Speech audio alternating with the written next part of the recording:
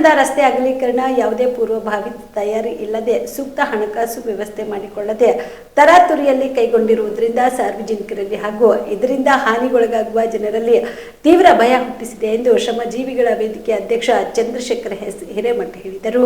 ಕಲಬುರಗಿಯ ಪತ್ರಿಕಾ ಭವನದಲ್ಲಿ ಕರೆದ ಸುದ್ದಿಗೋಷ್ಠಿಯನ್ನು ಉದ್ದೇಶಿಸಿ ಮಾತನಾಡಿದ ಅವರು, ಆಳಂದ ಪಟ್ಟಣದಲ್ಲಿ ರಸ್ತೆ ಅಗಲೀಕರಣಕ್ಕೆ ಎಲ್ಲ ರಾಜಕೀಯ ಪಕ್ಷಗಳು ಹಾಗೂ ಸಾರ್ವಜನಿಕ ಬೆಂಬಲವಿದ್ದು, ಆದರೆ ಯಾವುದೇ ತಯಾರಿ ಇಲ್ಲದೆ ಆಸ್ತಿ ಕಳೆದುಕೊಂಡವರಿಗೆ ನೋಟಿಸ್ ನೀಡದೆ ಪರಿಹಾರದ ಹಣದ ಬಗ್ಗೆ ವಿವರಿಸದೆ ದಿಢೀರನೆ ಜೆಸಿಬಿಗಳನ್ನ ತಂದು ಕೆಡುವುದು ಸಾರ್ವಜನಿಕರಲ್ಲಿ ಭಯ ಹುಟ್ಟಿಸಿದೆ ಎಂದು ತಿಳಿಸಿದರು. ಈ ಕುರಿತು ನಮ್ಮ ತಂಡದೊಡನೆ ಪುರಸಭೆಯ ಮುಖ್ಯ ಆಡಳಿತಾಧಿಕಾರಿಗಳು ಸುದೀರ್ಘವಾಗಿ ಚರ್ಚಿಸಿದಾಗ ಅವರ ಹೇಳಿಕೆ ಪ್ರಕಾರ ಸದ್ಯ ಕೇವಲ ಅನಧಿಕೃತ ಕಟ್ಟಡಗಳನ್ನು ಮಾತ್ರ ತೆರವುಗೊಳಿಸುವುದಾಗಿ ತಿಳಿಸಿದ್ದು, ಆದರೆ ಸತ್ಯಾಂಶ ಅಂದ್ರೆ ಸುಮಾರು 60 ರಿಂದ 70 ವರ್ಷಗಳಿಂದ ಇರುವ ಕಟ್ಟಡಗಳನ್ನ ತೆರವುಗೊಳಿಸುತ್ತಿದ್ದು, ಇವುಗಳು ಎಲ್ಲವನ್ನ ಪುರಸಭೆ ಅನುಮತಿ ಪಡೆದು ಕಟ್ಟಲಾಗಿದ್ದು, ತೆರವುಗೊಳಿಸುತ್ತಿರುವ ಅಂಗಡಿಗಳಿಗೆ ಪುರಸಭೆ ಲೈಸೆನ್ಸ್ ನೀಡಿದ್ದು ಪ್ರತಿ ವರ್ಷ ಅಧಿಕೃತ ಕರ ವಸೂಲಿ ಮಾಡುತ್ತಿದ್ದು, ಇಲ್ಲಿಯವರೆಗೆ ಹೇಗೆ ಅನಧಿಕೃತವಾಯಿತು ಎಂದು ಪ್ರಶ್ನೆ ಮಾಡಿದರು. ಸದ್ಯ ಈ ಹಿಂದೆ 4 ವರ್ಷಗಳ ಹಿಂದೆ ನೀಡಿರುವ 11 ಕೋಟಿ ಅನುದಾನ ಮಾತ್ರವಿದ್ದು, ದರ್ಗಾ ಬೇಸ್ನಿಂದ ಹಳೆ ತಹಸೀಲ್ ಕಚೇರಿವರೆಗೆ ರಸ್ತೆ ವಿಸ್ತರಣೆ ಇದ್ದು, ಸದ್ಯ ಕೇವಲ ಹಳೆ ತಹಸೀಲ್ ಕಚೇರಿಯಿಂದ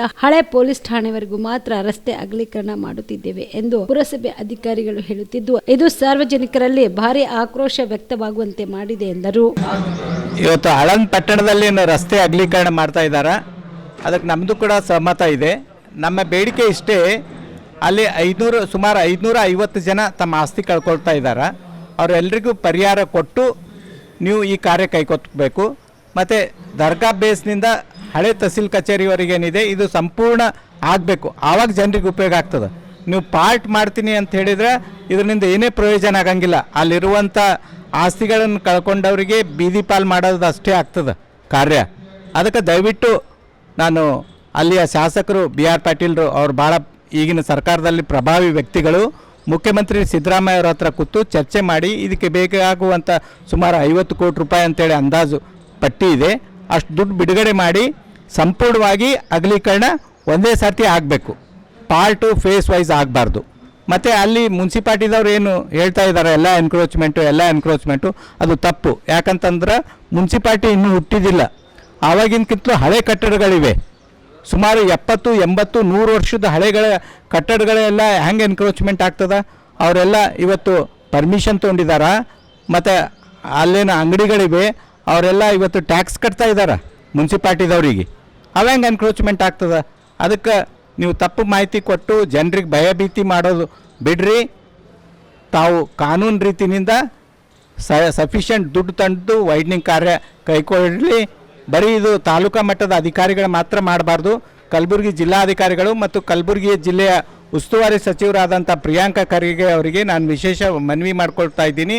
ಇದ್ರ ಬಗ್ಗೆ ತಾವು ಗಮನ ಹರಿಸಿ ಅಲ್ಲಿ ನಿರ್ಗತಿಕರಿಗೆ ಸೂಕ್ತ ನ್ಯಾಯ ಕೊಡುವಂಥ ಒಂದು ವ್ಯವಸ್ಥೆ ತಾವು ಮಾಡಬೇಕು ಅಂತೇಳಿ ಈ ಮೂಲಕ ಒತ್ತಾಯ ಮಾಡ್ತಾ ಇದ್ದೀವಿ. ಶಾಬದಿ ಮಲ್ಟಿ ಸ್ಪೆಷಾಲಿಟಿ ಹಾಸ್ಪಿಟಲ್ ಮತ್ತು ಟ್ರಾಮಾ ಕೇರ್ ಸೆಂಟರ್ 24x7 ತುರ್ತು ಚಿಕಿತ್ಸಾ ಸೌಲಭ್ಯ ಉಳ್ಳ ಆಸ್ಪತ್ರೆ. ಕಲಬುರಗಿ ಜಿಲ್ಲೆಯ ಖ್ಯಾತ ಹಿರಿಯ ಅನುಭವಿ ವೈದ್ಯರ ನೇತೃತ್ವದಲ್ಲಿ orthopaedic, ENT, neuro surgery, general surgery, general medicine, urology, gastro surgery, paediatric, obstetrics, gynaecology, cardiology, neurology, arthroplasty, arthroscopy, spine surgeries ಸೇರಿದಂತೆ OPD, IPD, ICU, NICU, ultrasound, 2D echo, laboratory, major OT ಸೌಲಭ್ಯದೊಂದಿಗೆ ಎಲ್ಲ ರೋಗಕ್ಕೂ ಒಂದೇ ಸೂರಿನಡಿ ರಿಯಾಯಿತಿ ದರದಲ್ಲಿ ಶಾಬದಿ ಮಲ್ಟಿ ಸ್ಪೆಷಾಲಿಟಿ ಹಾಸ್ಪಿಟಲ್ ಮತ್ತು trauma care centre 24x7 emergency ಚಿಕಿತ್ಸೆ ನೀಡಲಾಗುವುದು. ಹೆಚ್ಚಿನ ಮಾಹಿತಿಗಾಗಿ ಸಂಪರ್ಕಿಸಿ ಶಾಬದಿ ಮಲ್ಟಿ ಸ್ಪೆಷಾಲಿಟಿ ಹಾಸ್ಪಿಟಲ್ ಮತ್ತು trauma care centre, STBT bus stand, Dargah road, ಸಂತ್ರಸ್ವಾಡಿ,